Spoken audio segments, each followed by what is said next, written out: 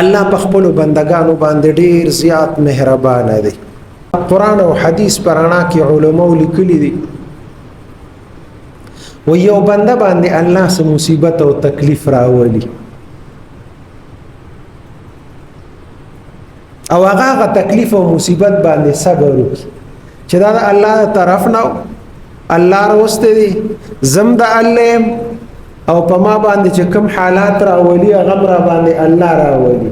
که حالات دي او که بد حالات دي خدا د الله د طرف دي او زما په صبر دي.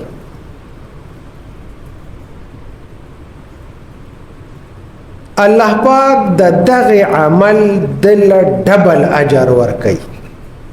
چې دا صبر د کومو که پتا تکلیف او پریشانې باندې په دغه حالات راتلو باندې د صبر وک الله په ډبل اجر ورکي. غرض دا دی د عمل باندې الله پاک د عمل قدر کوي. کوم عمل دی وک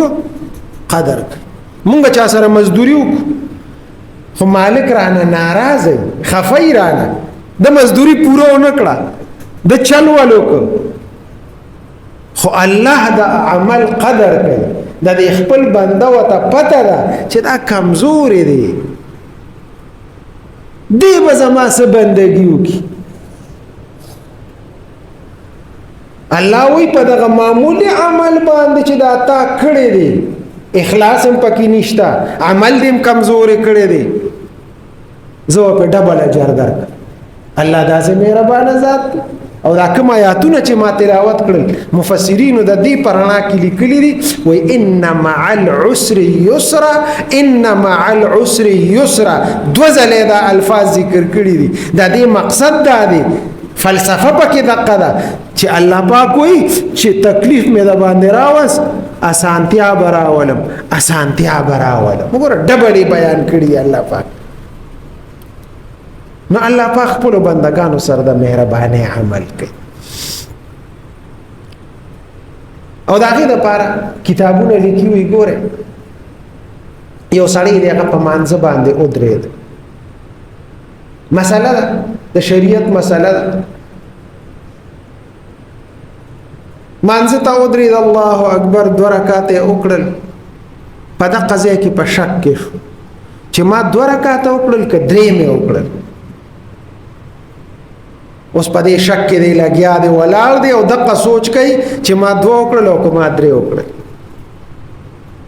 نو علماء لیکلي دي وي تاسو په غالب ګمان باندې فیصله وکړئ. ستا په دې ذهن کې غالب ګمان دا دی که ما 2 کړي دي نو بس په 2 فیصله وکړئ 3 مو کو 4 مو او کته وی چې ما 3 کړي دي بس 3 دي کړي دي 4 مو ورپسې وکړه او شو مونږ دی او په غالب ګمان فیصله وکړه. خدا موږ ما تاوه ما بعض خلک سلام وړي بس بیا دوباره نیت وتړي نه دا عمل پرې خودل دا ګناه ده. وګوره چې دا موږ پرې خودو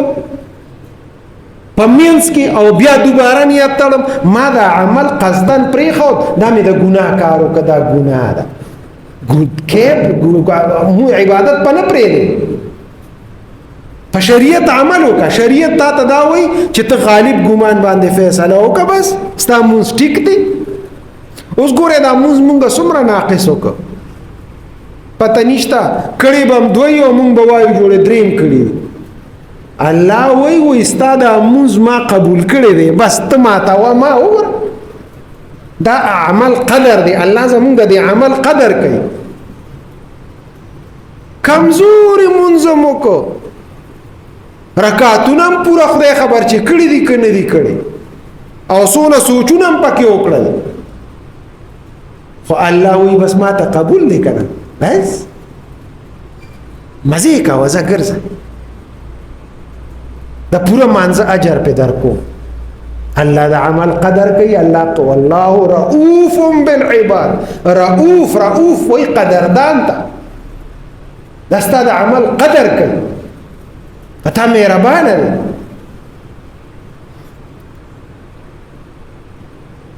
شریعت یو بل مسله لیکلی ده و یو سړی دی هغه ځنګل کې لار ته غلطه شو او بس په ځنګل کې یو خوش ځای کې الته تک تور اوریاس پیراله چوریاس پیراله اوس توره تیار ده د مانځه ټیم شو اوس دې داسې ګوري چې یاره قبله کم طرف ته ده اوس د نور نه خو پته لګي چې یاره قبله دې طرف ته ده خو چې نور نشته تک تور اوریاس ده اوس د ته پته نشته چې قبله کم طرف ته ده نو د شریعت دا مسله ده تحری وکړه کوشش وکړه اندازه ولګوه چې یاره دا قبله به کم طرف ته خپل ښه کوشش وکړه بس ودرېږه مونځ وکړه الله اکبر مونځ نیت یې وتړه چې 2 رکعات یې وکړل یا 1 رکعات یې وکړ یا 3 وکړل په دې منځ کې پړق نور راوخته چې د داسې وکتل اوه دا خو زه نور خاطه ته ولاړ یم قبله دی خوا ده او زه ولاړ دی خوا یم مخ مې دی خوا دی اوس شریعت دی سړي ته وایي ته مونځ ماتوه ما دا ستا مونځ ماتول دا ګناه دا به ګناه کې مونځ به نه ماتوي بیغمه راوګرځه دې طرف ته دې مخ دې په مانځه کې راوګرځه او دې طرف ته مخ کا ستا مونځ څونه اسانه ده مونځ مې دې خوا کړی دی او الله وایي ستا د دقې مونځ ما سره قدر دی زه قدر کوم زما بندې ما قبول کړی دی زه قبول مې کړله به دغه مې قبول ستا قدردان ذات دی 2 رکعات مې دې خوا کړي دي او 2 مې دې خوا کړي او الله را ته په دې مخ نه راغورځي الله وایي ما قبول دې ته وایي د عمل قدر حضرت عمر رضی الله تعالی عنہ راغلی مدینه منوره ته چې واپس ته نو په یو ځای کې پړاو دمه وکړه